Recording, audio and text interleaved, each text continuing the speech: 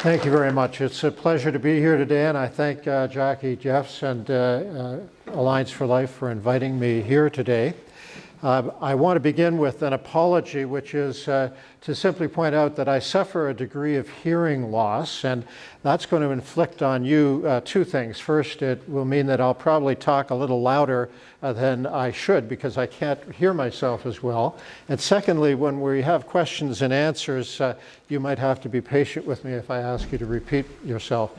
As a member of Parliament, I always adopted the practice of starting any public presentation with an apology out of the firm belief that every Canadian citizen has the right, at least once in their life, to hear a politician apologize for something when it's warranted. So you could tell your grandchildren today was that day. Also, when I have any public presentation, I'm reminded of a story I once heard about something that happened in the early days of air flight when a couple of fellows were experimenting with ballooning, and they didn't quite know what they were doing, and sure enough they lost control and drifted and didn't know where they were. They got lost, and they spotted a fellow on the road down below, so they lowered the balloon a little bit and they hollered down to him, "Where are we?" And he thought about it for a minute and thoughtfully scratched his head, and finally he hollered back up to them, "You're up in a balloon." And as they floated away, the one fellow turned to the other and he said, "You know, that guy must have been a lawyer because everything he said was perfectly true, but also totally useless." And I remind myself of that story because I want, with all my heart, to not only speak truthfully to you, but also to leave you with some useful ideas and information going forward. I have several goals that I hope to accomplish in the next hour. The first is to define the issue of inhumane perjury and the foundational role of truth and justice in law.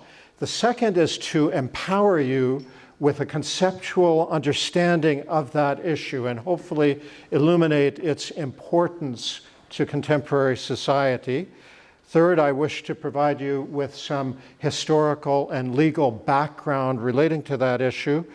And last, I want to, I hope, leave you with an inspiration to act, with the idea that there are some things that you can do. And along the way, I hope to answer some questions for you, as well as to leave some time at the end of that thrilling hour of conceptual exploration. I'll begin by telling you a story about a little boy who was born and raised in the city of Kitchener, not too far from here. That's my story. My father was a veteran. He enlisted in 1941 in order to fight the Nazis. He ended up in Europe and part of that battle because he was opposed to the injustice and the inhumanity and the false claims of that wretched ideology. My mother was the daughter of immigrants from Eastern Europe, and she had a very close relationship with her grandmother, who was in fact a midwife and nurse in Eastern Europe in the latter half of the 19th century. And her grandmother impressed upon her the stories of suffering and hardship and injustice and difficulty that ordinary people in Eastern Europe at that time were afflicted with because of the power and domination games that were played with military aggression and inhumanity and false claims and injustice against them. When I was a boy, I would often see my mother reading the current events in the newspaper and listen to her frequently lamenting man's inhumanity against man. That was a common refrain with her, and I loved her for that, because I too lament that. She taught me to. And I admired my father. While I'm not a man of war, I admired my father's opposition to the perjury and the injustice and the inhumanity of the Nazis. Those were deep influences upon me. Also, of course, having been born in 1954, I actually was born only 9 years after the Nazis were defeated. And don't forget that up until 1945, their philosophy found favor with vast numbers of people. In fact, I was born less than 100 years after the abolition of slavery. If you can imagine, in today's world, slavery we know is an abhorrent practice, but it was less than 100 years before my birth that it was finally abolished in North America. I grew up under the shadow of the Soviet Union, and I was taught about the denial of rights, human rights, the suppression of belief and speech that occurred under that regime. I was taught about the Holodomor and the campaigns of starvation and murder and exile and banishment and suffering and injustice and inhumanity that occurred as I was growing up under that regime.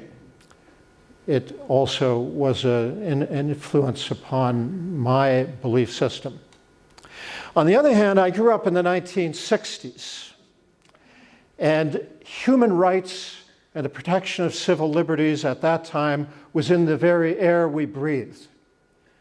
I often resort to pop culture, and I was impressed by the lyrics to the Age of Aquarius. I want to repeat them to you.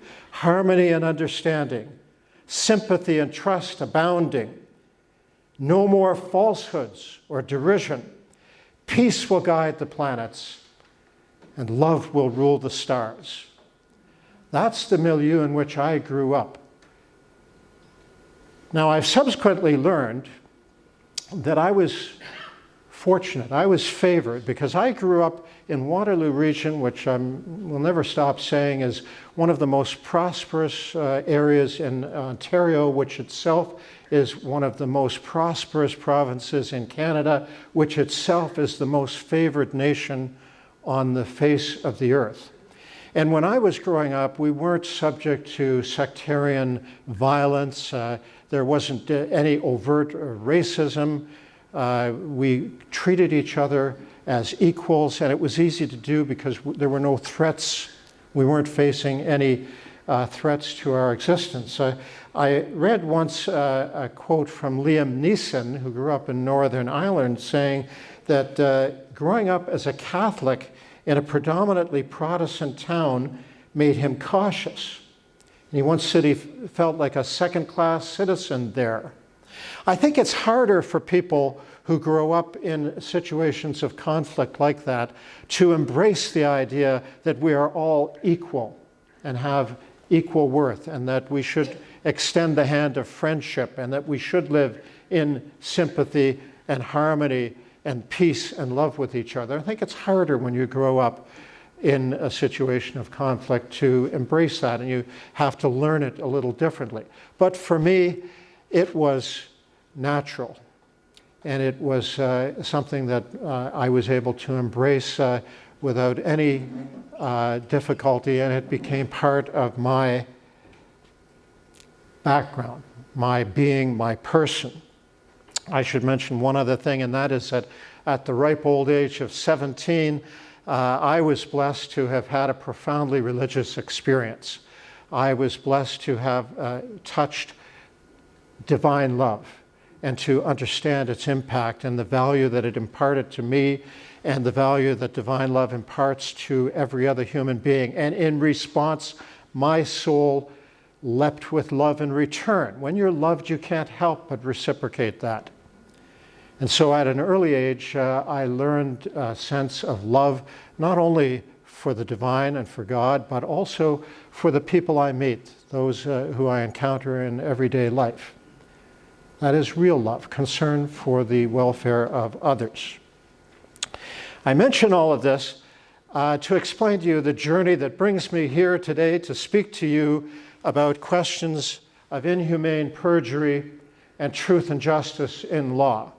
Because these things I feel very deeply in my heart, and I hope until I draw my dying breath, I will continue to feel deeply about them. And I want to share with you some of the implications of that I have thought about. Now, you can tell, first of all, from my title, Inhumane Perjury, the foundational role of truth and justice in law, that the issue I'm here to talk to you about today is not the issue of abortion. I am here, in fact, to talk about something much wider and deeper and contextual, and in my opinion, even more important than the issue of abortion, as important as that issue is. The issue that I'm raising is whether inhumanity and perjury can legitimately coexist with truth and justice in law. In other words, what collective decisions will we make in our laws about the treatment of others? And I argue that inhumanity and perjury cannot legitimately coexist with truth and justice in law, but in fact they erode the very foundation of the rule of law with terrible spillover social consequences. Now that said, there are many people who are both for the practice of abortion and who are against the practice of abortion, who believe that abortion can only be justified by resort to inhumane perjury and evasion of the rule of law. And for people who elevate abortion above every other issue, when I raise my concerns about opposing inhumanity and perjury and about supporting truth and justice as the foundation of law, people who elevate abortion think that I'm talking about abortion. And that's all I'm talking about, because that's all that concerns them. But that is exactly the opposite of what reason dictates. Reason dictates that first we establish the primacy of truth and justice, and we rid ourselves of inhumanity and perjury, and then we can resolve all other issues, including abortion, including capital punishment, including whether or not to smoke in our personal vehicles. All other issues depend upon ridding ourselves of perjury and inhumanity and adopting truth and justice. Now, I believe in the power of ideas, by which I mean that I think that when you have a grasp of the concepts in your mind, an understanding of what elements combine to reach or to compose a certain phenomenon, and an understanding of how those phenomena interrelate, I believe that you can speak with greater power than if you lack that understanding. So I want to speak to you today about some of the concepts that are relevant to the question that I've raised, the question of inhumane perjury and truth and justice. And I want to give you some, at least, light touch of the significance and interrelatedness of these ideas. Each one of them could probably be the subject of an hour or a day's exposition, but I do want to introduce you to them. And I've created a concept map to help us a little bit with this. And I want to begin by focusing on that central idea of justice and the rule of law. What do we mean by justice? People have debated that for ages. You know, I started with a little timer here, and I forgot to turn it on. So you're going to have to hope that I can time myself internally without the benefit of that. Here's what we mean by justice: giving each person what he or she deserves, or in more traditional terms, giving each person his or her due. Justice and fairness are closely related terms and are today often used interchangeably. I go back to a 6th century codification of Roman law called the Institutes of Justinian, in which justice was defined as the constant and perpetual will to render to each his due. There are 4 important elements that come out of that definition, required constituents of justice. The first of them is that justice has to do with how individual people are treated. That's what we mean when we say to each his due. The second is that justice is a matter of claims which can be rightfully made against the agent who is dispensing justice. Whether I come to you and say, look, give me back the money I loaned you, or whether I go to the government and say, look, someone has killed my brother and I want justice, or whether I go to a tribunal or to an organization and say, do what's right, we're talking about claims which can be rightfully made against whoever it is from whom we are speaking justice. Third, justice can only be achieved with non-arbitrariness. Justice is the opposite of arbitrary. It means applying universal principles without exception. If we start doing things inconsistently, that's not justice. And fourth, justice requires an agent whose will alters the circumstances of the parties. If none of us are free to do anything, then what we do isn't just or unjust, it's just what we must do. Justice has to do with free decision-making, with autonomous decision-making. Now, there is a mirror image to this that I don't have much time to talk about today, but that I want to at least introduce you to, because not everyone embraces the idea of justice as I have just defined it for you. And the mirror image of justice is power and domination. And everything that I tell you about justice is reflected in reverse in a world where power and domination are the defining feature and the motivating power. And in fact, this is the world we live in Canada today at least, unfortunately. And it is often, I think, flowing from the writing of a 20th century philosopher by the name of Michel Foucault, whose ideas, in my opinion, were entirely pernicious. And he had the idea that there is no such thing as justice. In fact, all there is power and domination. And anybody who talks about justice is just fooling you because they're just looking for another way to dominate you with power. And if you have the chance to study this issue, I hope you will reach the same conclusion as I have, that in fact Michel Foucault was entirely wrong, and that there is such a thing as justice, and that it's not all just about power. If I have time, I might come back to this, but for the moment I want to return to this concept map instead. Because you'll see at the very top of it two categories entitled individual human flourishing and collective human flourishing. They're at the top because, in my view, these are the only sane and right-thinking goals that any human being can aim at. If we are not seeking the flourishing of individual human beings, achieved through the flourishing of collective societies, then we are somehow a little off kilter. It's important to know what we mean by flourishing. Flourishing means to grow or to develop in a healthy or vigorous way, to be successful or prosperous. In other words, to coin another pop culture phrase, to be all that you can be.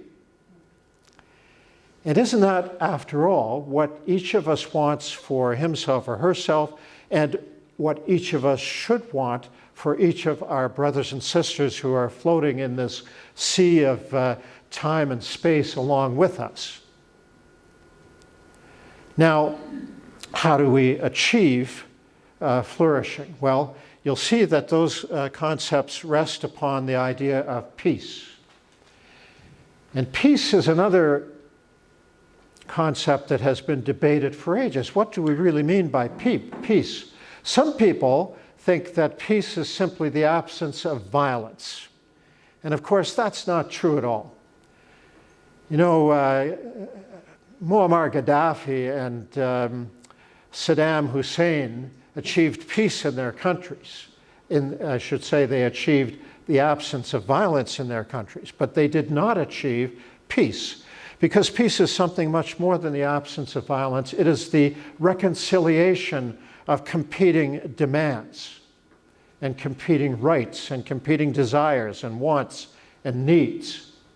And so it's that reconciliation that I speak about when I refer to peace. And it is only in a society or a world of peace where people can truly flourish and societies can truly flourish.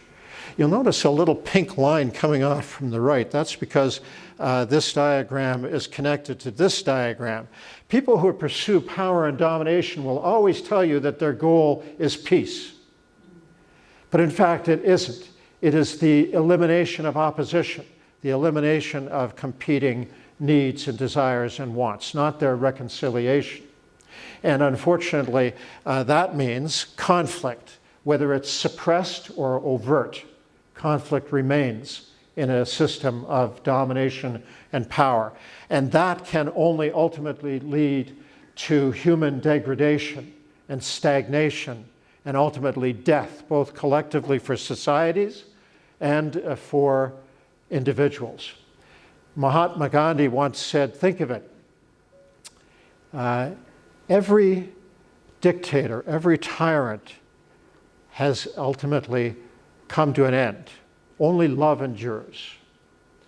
And in that, he was reflecting on the fact that power and domination always lead to death and stagnation and degradation. In any event, peace does not. Peace depends upon justice, because you cannot in an unjust society have peace. People will have a grievance instead. Their claims will not be adjudicated in a manner that they can accept. Conflict will continue unresolved, even if it's suppressed. Now I'd like to work down in this concept map, because you'll see I've numbered 4 supports for justice. Those are the 4 things that I mentioned to you a moment ago as components of justice as defined in Justinian's institutes. Agency and freedom, otherwise known as autonomy. I could spend all day talking about that.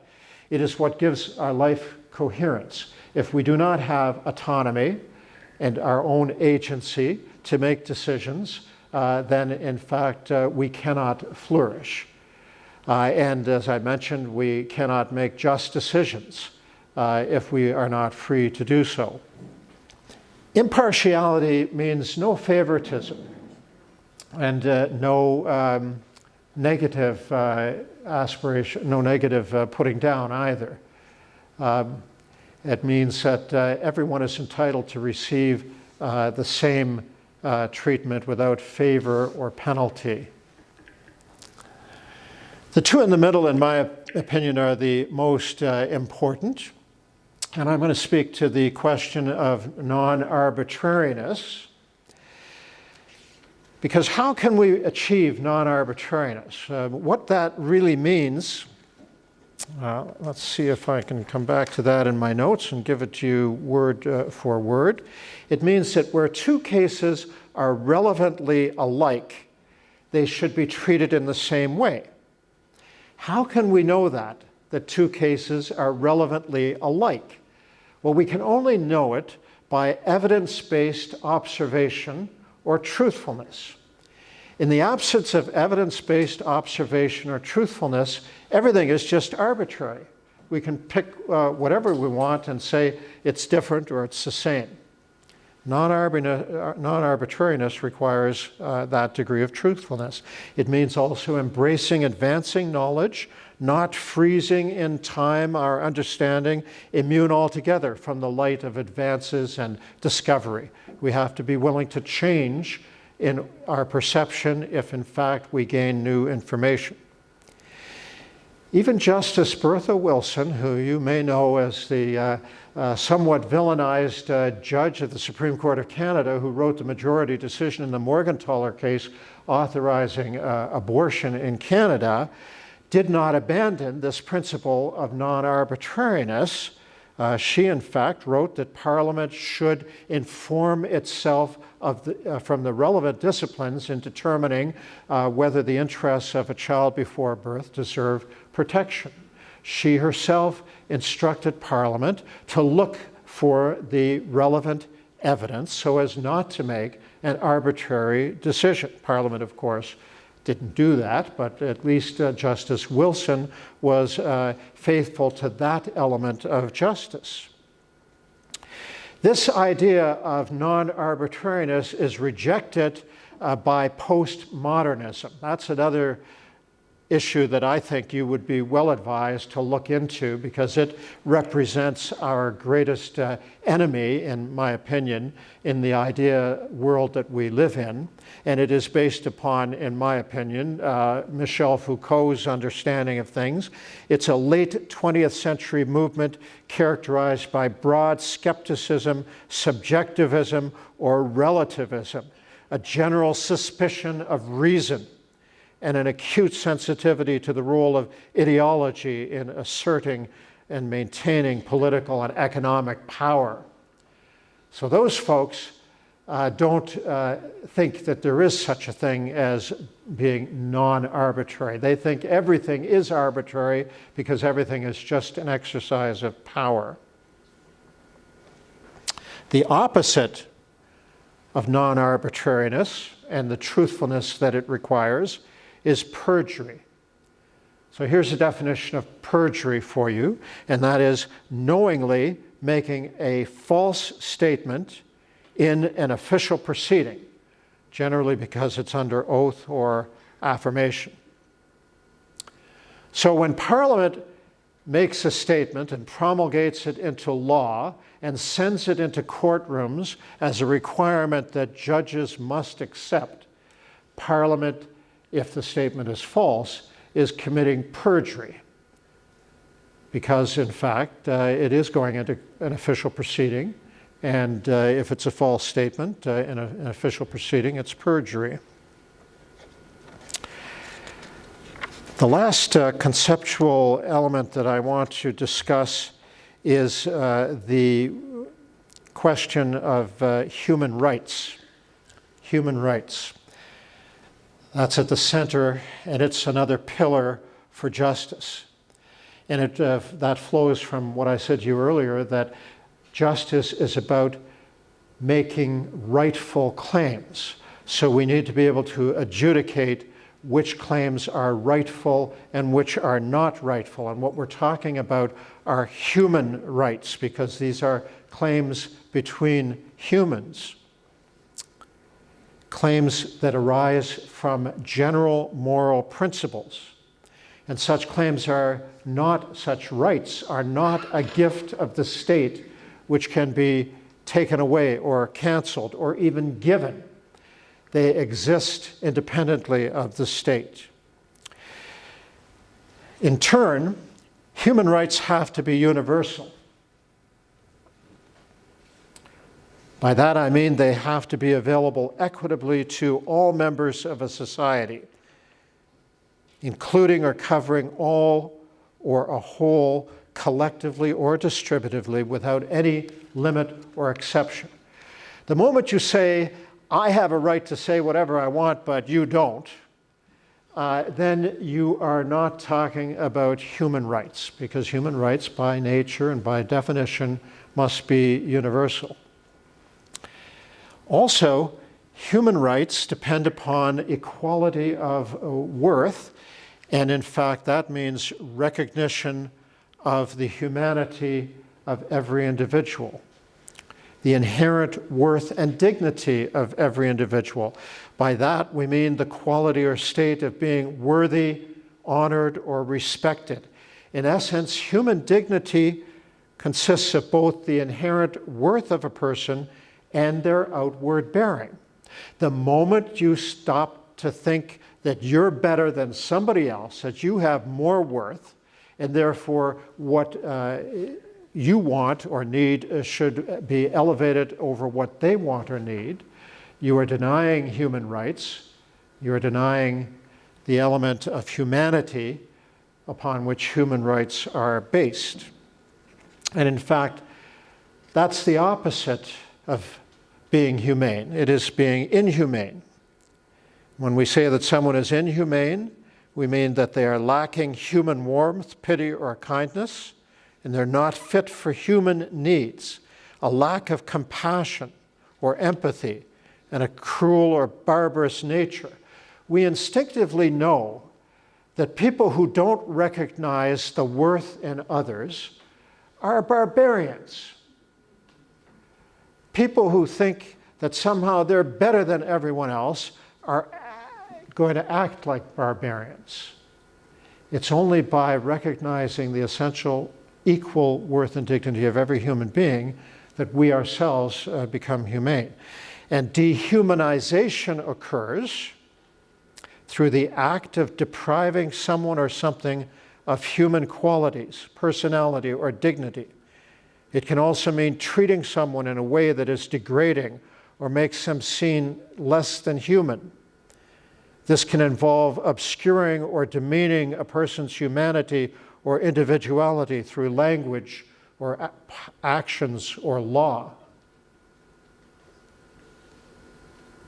So think of instances that you're aware of dehumanization and how savagely barbaric that is, to treat someone as less than human or not human, or in a manner that degrades their humanity. And yet, this happens in our language, in our actions, and in our laws. Which brings me to section 223, which crystallizes in Canadian law the inhumanity and the perjury about which I'm speaking. And section 223 says that a child becomes a human being within the meaning of this act when it has completely proceeded in a living state from the body of its mother, whether or not it has breathed, it has an independent circulation, or the navel string is severed. And I kind of emphasize the word it when I read it because there is no more dehumanizing pronoun that you can call someone. So if I point you and say, hey, it, what do you think of that? We know that I'm dehumanizing you. And that's what this paragraph does right from the get-go. And the other interesting thing about it, it's rather odd to see in black and white the fact that in Canada, some children are not human beings. They're still children under the law, but they're not human beings because we have children who become human beings, and then we have children who don't become human beings under this law. And of course, what's readily observable in this particular definition is that it is completely arbitrary. We all know that the line of birth is an arbitrary marker for whether or not an individual is a human being. In fact, this definition says even if you're breathing, you're not necessarily a human being, provided that your little toe remains in the birth canal of your mother. How arbitrary is that to separate breathing human beings on the basis of where their body parts are and determine that some are human and some are not? And so, of course, being arbitrary, what I'm really saying is that this is a false definition. It is not supported by evidence-based observation. And that evidence-based observation is indeed available to us in the 21st century. Now, sometimes when I first started talking to people about this, they said, oh, you got to be kidding. You're making that up. It can't be that that's really part of Canadian law. A lot of people don't believe that children aren't considered human beings until they fully proceeded in a living state from their mother's body. So I went to the trouble of making a copy of the book in which this law was first written down, and if you know your Latin, you'll see under the title page, well, I've written it in for you. This was first written down in 1644. Almost 400 years ago, this law was in effect. And I've also copied the page in which this section is found. It's in chapter 7. It's in Latin, so I've translated it here. If a woman be quick with child and by a potion or otherwise kills it in her womb, or if a man beat her whereby the child dies in her body and she's delivered of a dead child, this is a great misprision and no murder. Now, by saying it's a great misprision, and what they're talking about there is abortion, and they were saying it's an offense. A misprision is an offense. It's just not murder. And of course, you can see that that's the first part of this definition, but that's the part that was removed from Canadian law in 1968. The second part was not removed, however. If the child be born alive and dieth of the potion, battery, or other causes, this is murder. For in law it is accounted a reasonable creature in rerum natura when it is born alive. So that born alive rule was preserved in Canadian law, and when Canada became a nation in 1867, some years after that, it codified its laws in our criminal code, and both of these sections, both of these parts were codified in the Canadian Criminal Code. And then in 1968, along came the government and deleted the first part of it, but left the second, which is that 400-year-old definition of human being, which we know to be arbitrary and false. You can look at this as an example of medieval medicine, because in truth, the judges at that time were just trying to set down an evidentiary rule to say how you can know when you're dealing with a human being or not. And in those days, you didn't even know a child existed until quickening, when the child started to move in the mother's womb. And indeed, until the child was born, you didn't know what was going to come out. Often children were subject to mutation and deformation and not able to survive even for more than a few minutes. Often they were born dead. So the judges just thought they were talking common sense here to say, look, we don't know. There's no evidence that a child is a human being until the moment of birth. So let's just proceed on that basis. And then Edward Cook codified that. And then, in spite of changing evidence for 400 years, the Canadian Parliament affirmed it. You can also look at this with the historical perspective that it's an outgrowth of Anglo-Saxon law. You know, I've gone back to Justinian in the 6th century for Roman law, but all that concept of justice was lost in the Dark Ages. When the Anglo-Saxons came into England and took over. And the Anglo-Saxon concept of law wasn't based on the Justinian concept of justice that I've explained to you. It was based on the idea of public order. Let's maintain the peace. So if you killed my brother, I might have the urge to go after you in a feud or a vendetta and kill you, but instead the king will come along and take control of the situation and force you to pay 30 pieces of gold to me as compensation so as to allay my hurt feelings and loss, and therefore I wouldn't disturb the public peace by going after you with a perpetual feud or a vendetta. That was the whole idea of the law, and that was actually called blood gold or Blutgeld. And every other law was intended in the same way for the king to keep public order. It had nothing to do with justice in the sense that I've described it to you, nothing to do with recognizing the humanity of others. And so, of course, this definition was all about maintaining the public peace, also not really about defining humanity in the way that we can now do so. And other practices followed the same line. The idea of slavery is that an African became a human being when they were able to purchase their freedom. Until that time, they were simply a commodity to be bought and sold. not able to buy and sell themselves. No humanity, no justice in that, but public order, because established interests depended on slavery, and economic and commercial relations depended upon slavery. So nobody wanted to rock the boat. Even Abraham Lincoln didn't want to abolish slavery before the American Civil War began, because it would have rocked the boat and caused conflict in the United States. The Nazis, with their eugenics laws, I'm paraphrasing a little bit here, but they came up with the same idea, that public order will be improved if we eliminate mentally defective people. Therefore, we will not consider them to be human beings until we can establish that they are not mentally defective, and that way our social order will be improved.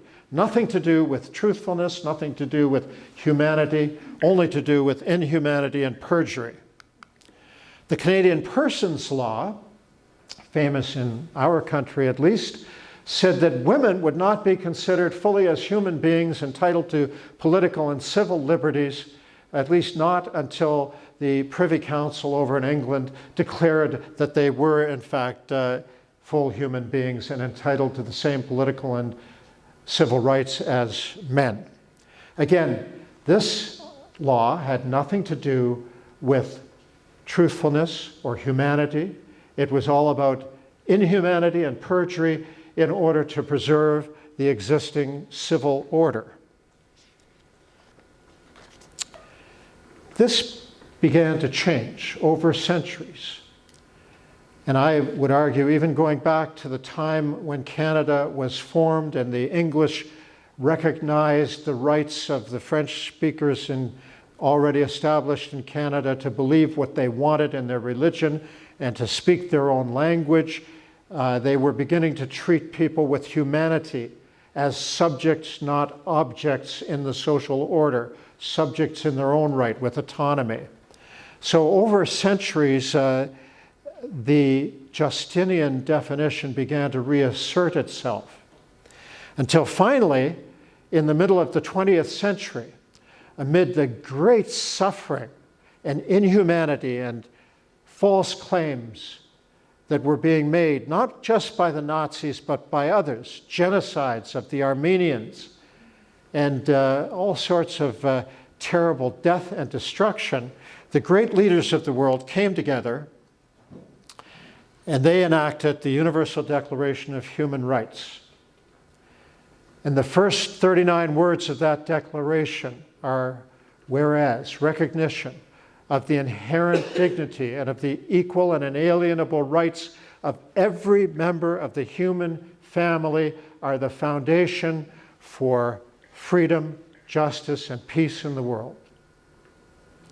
That's a legal principle, and it reflects the Justinian idea of justice that I've mentioned to you, because it is based on the inherent dignity and equal and inalienable human rights universally, all members of the human family. There is no wider catchphrase that one can use than all members of the human family.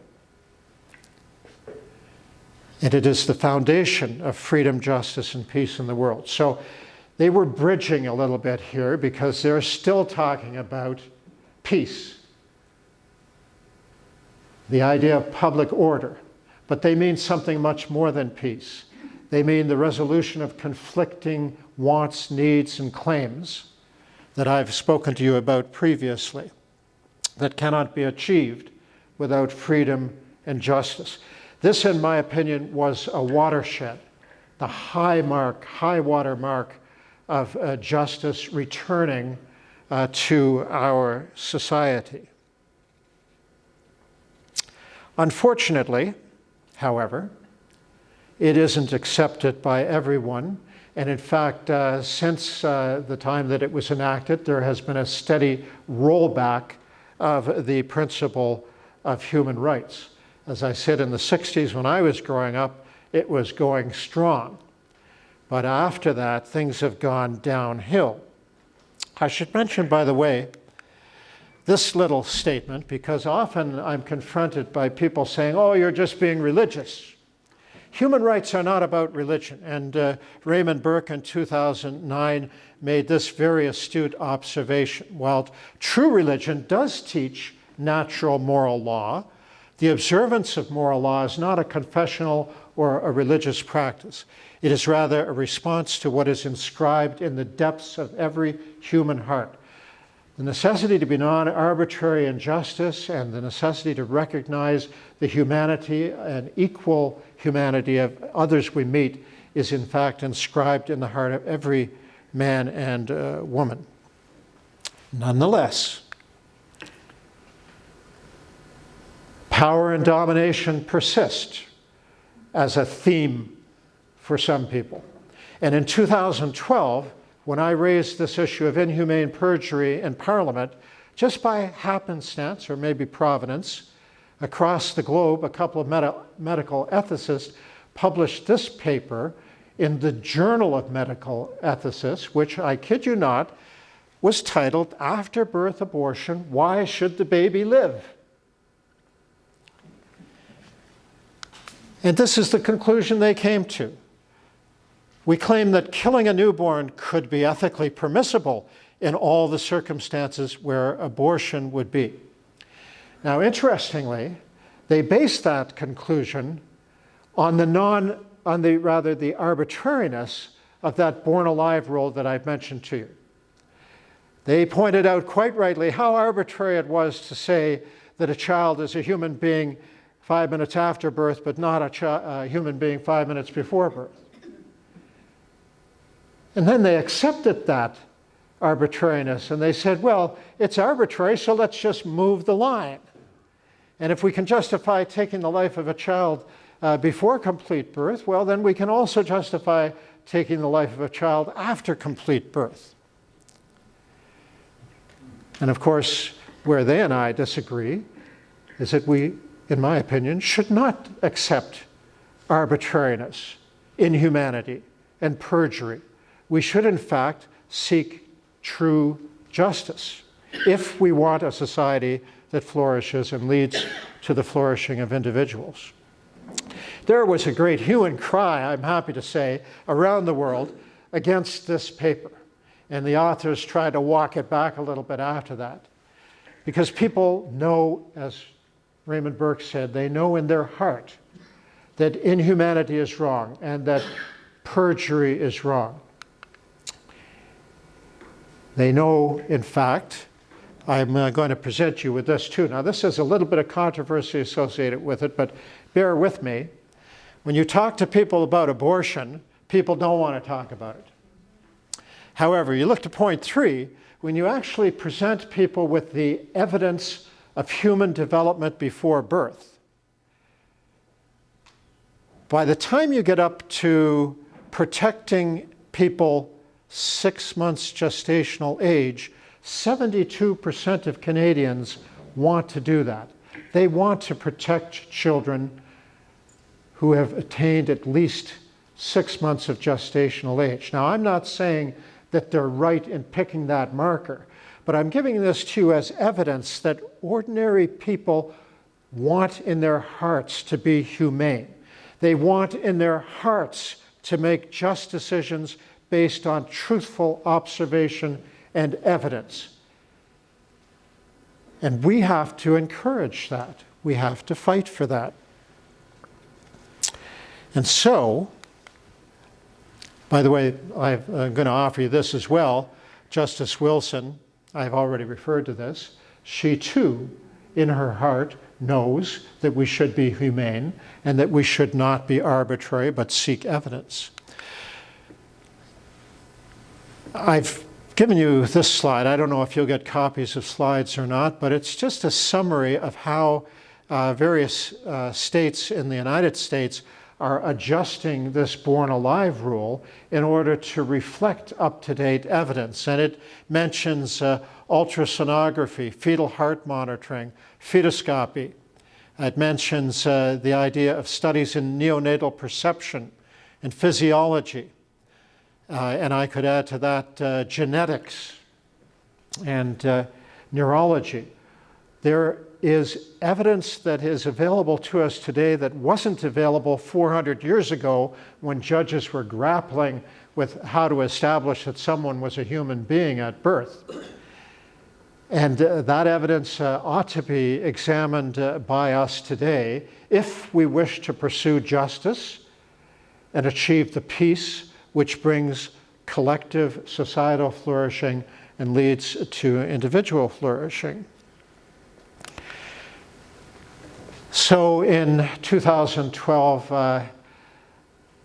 I maybe too innocently thought that this was an issue that should be brought to the attention of the Parliament of Canada. And I began with what we affectionately in Parliament call an SO 31, a 60-second statement, just to raise the issue and to say, look, we can reconcile questions about human rights, and doing so is in fact a noble undertaking. And of course I was ignored. So I introduced a motion to raise the same issue, and all I didn't suggest the answer to any of these questions. All I did was to ask Parliament to form a committee to study the issue.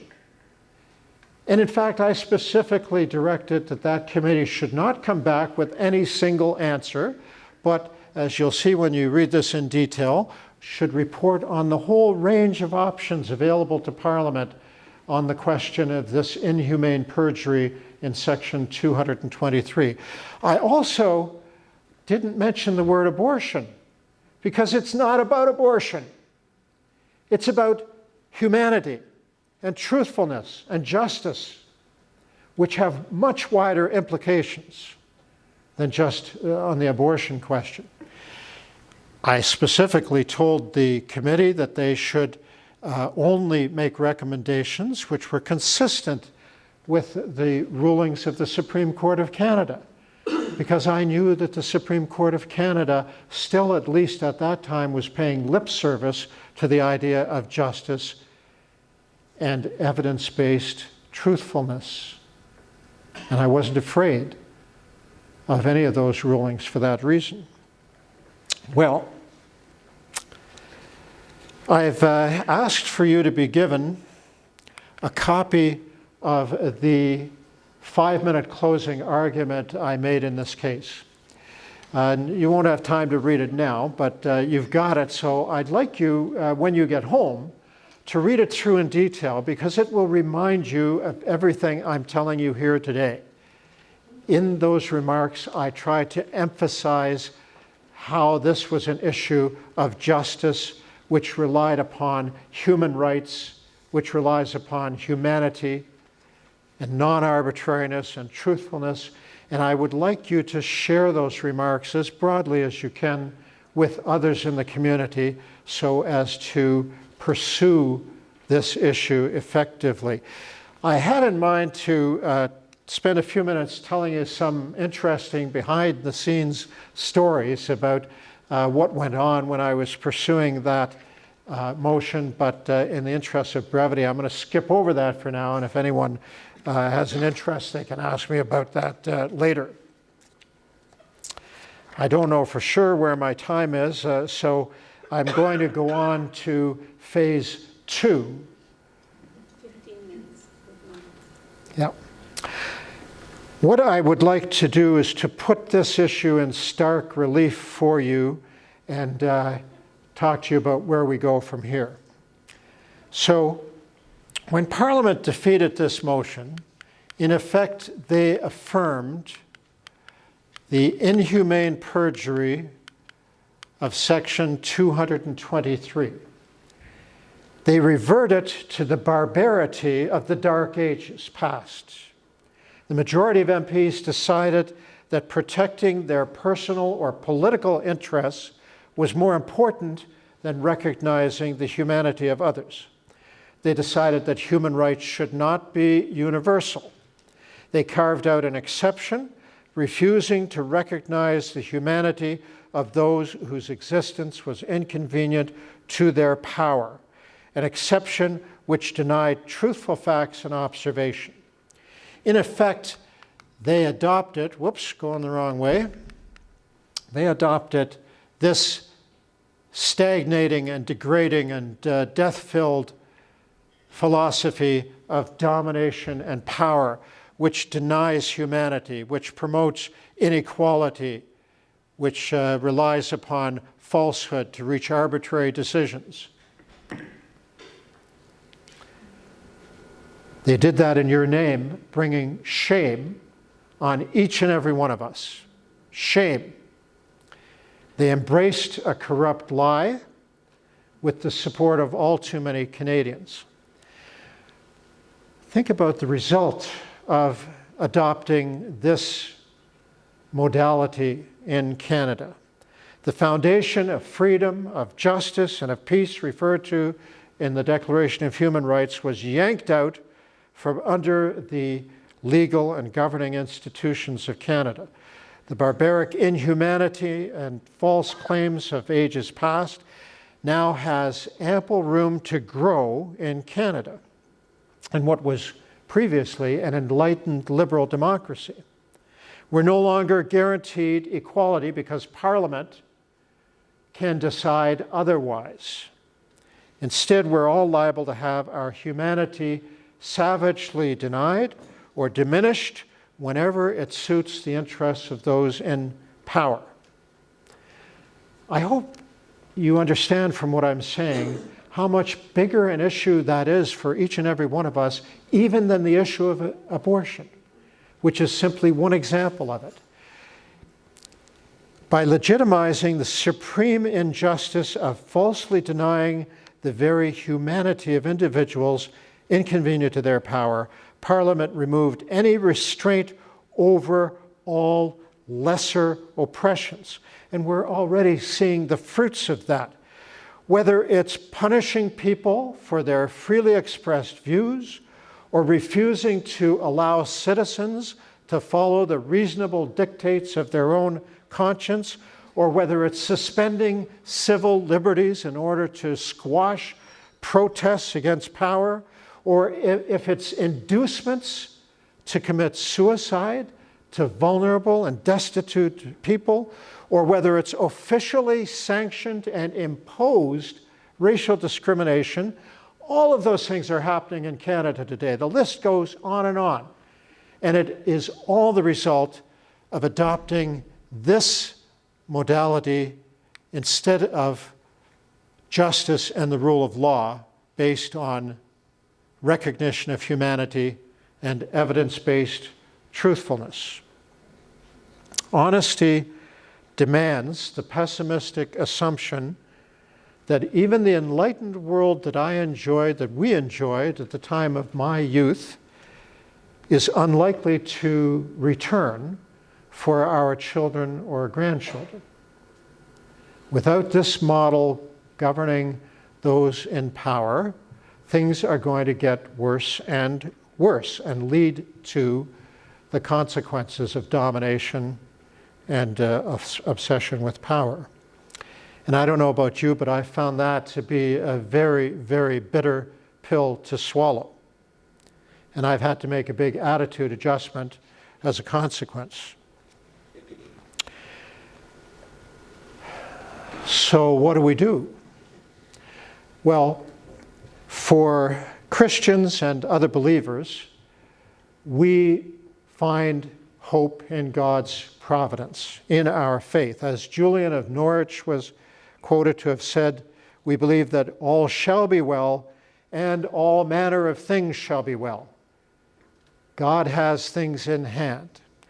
But you know what? Even atheists have resort to optimism in the face of tragedy. Where there's life, there's hope. Anyone can accept that truism.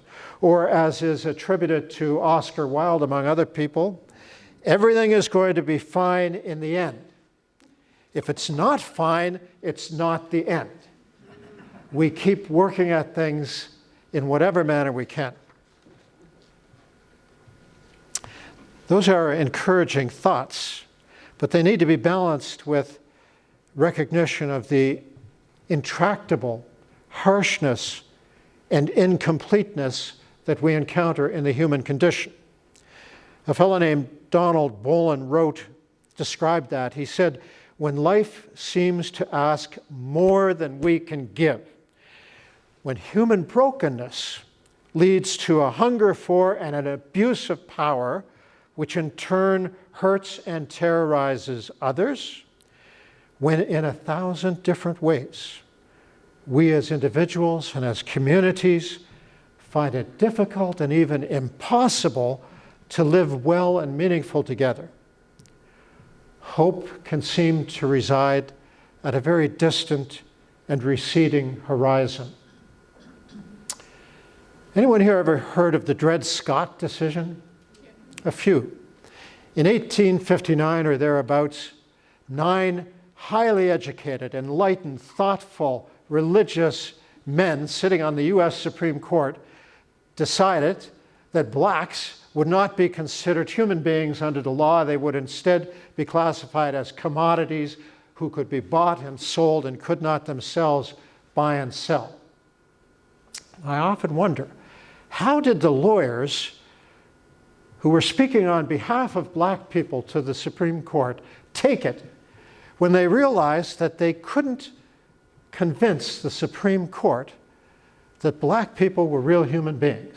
What a discouraging and terrible burden it must have been for those lawyers. As a lawyer, I relate. And as someone who was unable to convince Parliament that inhumanity and perjury are wrong, I feel somewhat the same discouragement as they must have felt. Or we can think also of Lord Wilberforce, who spent literally decades running up against the established idea of slavery.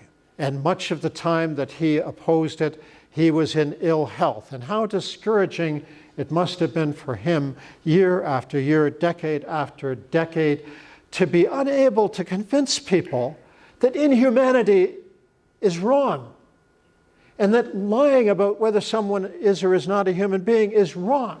How discouraged he must have felt. How do we overcome that discouragement? Well, I want to offer you 2 very deep well springs of hope. The first is in recognizing life itself. Someone once wrote that something is in the world holding all the frayed and tattered ends together in a fabric whose beauty will one day be visible to us. Life is beautiful, sacred, and trustworthy. Trustworthy. This echoes the inspiring words of a man named Rabbi Abraham Herschel, who said, "Just to be is a blessing. Just to live is holy." What they are saying, in another way, is that even with its seemingly intractable tragedies, you and I are part of this world. We were made for that. We were made for the world with all its tragedies, and we are indelibly suited to the world with all its tragedies and its beauty. And the world is suited to us. By our very nature, we are capable of bearing with whatever life brings us, including the discouragement and the intractability of injustice that we face in our world today. The second wellspring of hope that I wish to suggest to you is perspective. And this has both an external and an internal dimension. I spoke with a friend of mine a few months ago about this problem of discouragement and finding hope, and he told me a little bit about his story. When he was young, he grew up on a farm. And he said to me, "Stephen, you know, there were years when the crops failed. We had not enough food to put on the table. We went hungry. The creditors were banging at our door. We thought we might lose the farm. We didn't know where to go, what would happen to us. And what did my father do? Well, he went out and he planted next year's crops." And I found that kind of inspiring, because that's really the answer, is to remember that we can go out and plant next year's crops. We have to take that long-term, multi-year perspective. In other words, as someone once wrote, we can hold the human venture within a broader external narrative that can at least make some sense of the way things are. Sharing the big picture of what gives us hope opens the door to finding hope in the litany of even the smallest and most everyday things. For example, the first glimpse of the sun bending over the horizon with each new day gives us hope. That's the power of perspective, and I hope that this feeds your need for perspective. Why is recognition of humanity important? Because our goal is human flourishing, and that's the pathway we must take. Secondly, from an interior perspective, I believe that each of us must transform our hearts with a love for others as a deep and abiding motivation. If you had a little child who was drowning 20 feet offshore, you wouldn't stop to think about how high the waves were, or how poor a swimmer you were, or how tired you were because you worked too late the night before. You would jump in that water, motivated by your love for your child, and do whatever you could to rescue your child. And I believe that helping those around us without needing the satisfaction of a happy ending or even knowing the outcome is motivated by the same transformative love if we carry it within ourselves. And as counterintuitive as it might sound, we have to embrace the recognition that success or defeat are not the point. We don't need a happy ending. We don't need to know the outcome.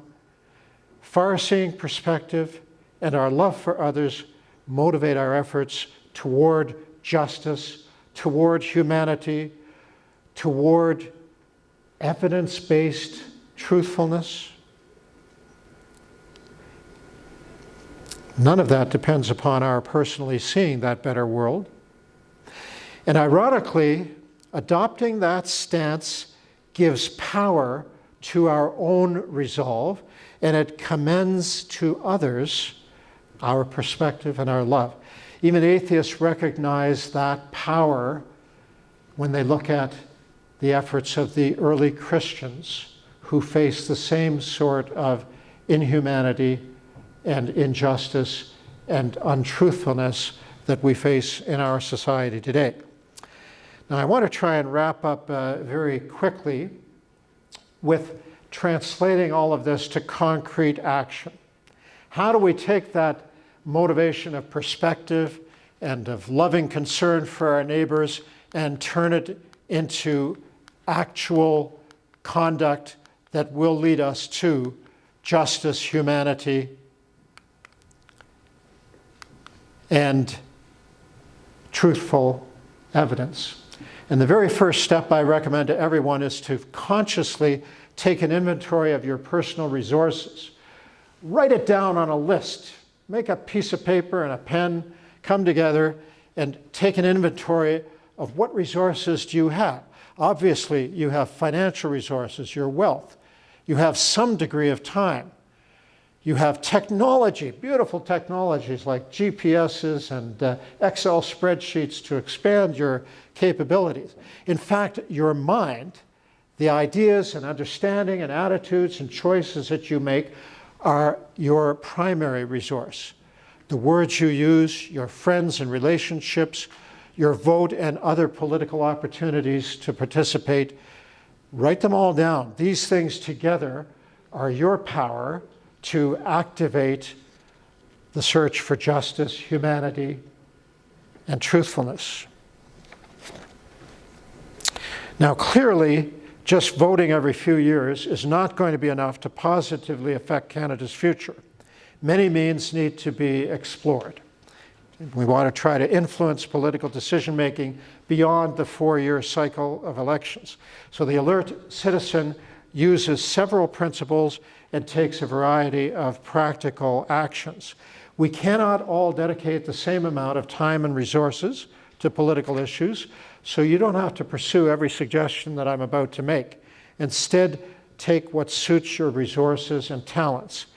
But I would highly recommend that you look this book up, A Citizen's Guide to Canadian Politics, because it was exactly intended to help people find out what they can do about the threats that we face in Canada today. There is the website for it, and I'm happy to say that I wrote chapter 10, How to Make Your Voice Count. So that's the one chapter I want you to be sure to read. I don't get any royalties, so I'm saying that's totally from altruistic motives. Whoops. Actually, I provided you with a handout of an outline of the items that you'll find in chapter 10. And it's composed of essentially 2 sections, first principles and then actual action strategies. Under first principles, I've covered things like making sure that you are well informed. Secondly, getting to know the people that you want to influence, and that determines identifying who you want to influence and where they are. Thirdly, becoming known to those people, building relationships and entering into dialogue with them. Demonstrating the depth of your passion. People know when you're being superficial, at least politicians know it. And if you go into them and you don't really care about what you're talking about, they won't care about it either. You have to demonstrate to those decision makers the depth of your passion, your concern, and your commitment by devoting your resources to it.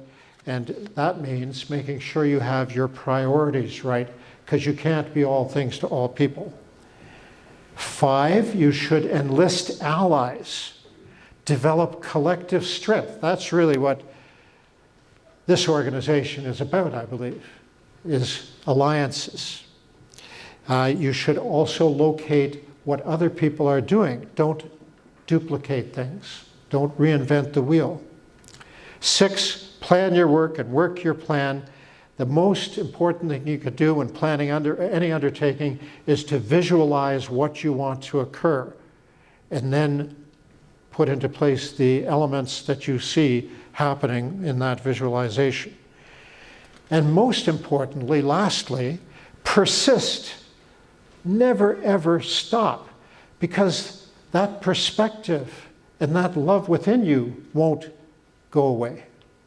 As long as you love others, you must persist.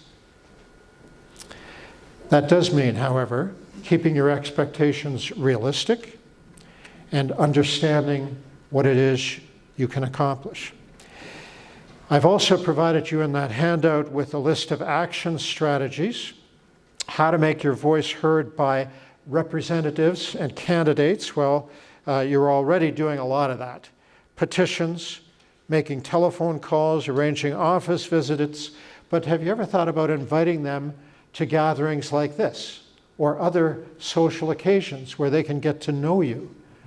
You know, your granddaughter's christening or your mother's retirement party. Get to know these people socially. You can also consider joining a party and collectively amplifying your voice with them. Secondly, let your voice be heard by your allies. Build a consensus. Again, that's probably second nature to everyone in this room. Thirdly, the third audience, after representatives and allies, is the broader community. This is a little tricky because you could talk all day about how to get people's attention in the broader community. Use novelty when you can. Use variety. Don't say the same thing all the time. Having said that, do say the same thing at least 7 times. Stephen Harper taught me that's the only way sometimes that you can break through people's consciousness is to repeat the same message at least 7 times. And always maintain your own legitimacy. Don't make yourself look foolish or illegitimate. With that, I've provided in this slide 10 of the easiest things that anyone can do. Regularly meet with your MP, not just when you have a concern, but say once a year in order to develop a relationship. Petitions, community action groups, joining parties, volunteering at election time. There's no better way for you to get to know an elected representative or for them to get to know you.